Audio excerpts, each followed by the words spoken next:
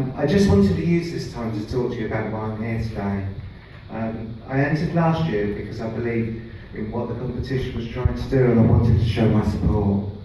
This competition isn't about only one person winning, but finding someone who can represent our community, because gaining acceptance and finding understanding within society is what is going to see our whole community win, by gaining the right to live our true lives in peace. I've entered this year because with what I've seen in this past year, it just feels more important than ever to have someone who can address the issues, can answer our critics and unite our community. Let me explain a little. In this past year, I've seen our trans brothers and sisters in the US having to fight against what is nothing more than bigoted legislation against the trans community in the form of bathroom bills, making it illegal for us to use toilets or for changing facilities. In passing these laws, they have empowered religious extremists to voice their hate against our community.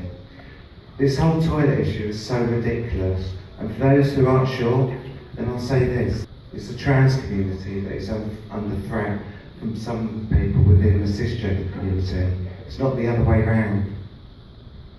Jermaine Greer, what can I say? But it's not just Miss Greer. But it makes me cross that the media think it's okay to just grab the nearest trans person to answer some of the things that she's said, or others have said. It's not fair, and it's something that makes this pageant so important. Because we need someone who can confront this sort of rhetoric in the right way. If we want to have a debate about gender identity, actually then I think that's a really interesting discussion to have. Because so much of gender is a social construction. However, I don't see that Jermaine Greer or anyone else can call themselves academics when they refuse to look at the science behind gender dysphoria. Being trans is not a lifestyle choice. No one chooses to live a life where it's so hard to find work, and especially to risk losing friends, family, or even their home. They fail to see their hypocrisy, claiming to fight for equality, but yet are willing to attack one of the most vulnerable and powerless groups within our society. I transitioned because my choice was to give up living or to actually live my life as me. I chose life.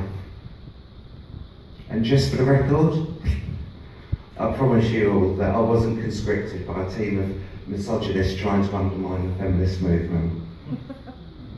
Seriously, we're all human beings and we should be treated equally regardless of race or gender, because everything outside of our basic humanity is what makes us all unique, and there is real beauty in the individuality that we all have, and that should never be feared. I've heard so many people within our community talking about this pageant as promoting passing privilege or playing to stereotypes. Look at the girls here, and most importantly, listen to them. This isn't this world. It's sad that they fail to see the irony of using a platform that has often been used to promote misogyny in the past. Instead, we're using it to talk about the issues our community faces, to empower the girls here to stand up and be proud of where they've come from in life, and to shine and show the world who they are. That's not misogyny. As for passing privilege, last year I won Brighton Heat, and no one could accuse me of having passing privilege then.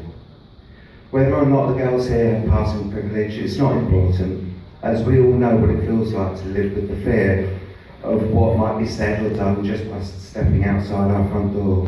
And no one should have to live with that fear in their life. Maybe I don't look trans to people anymore, but those prejudices can never go away, because I've seen too many people's attitudes towards me change once they do realise who I am. So instead of having this petty infighting, let's stand together and fight for what really matters in life.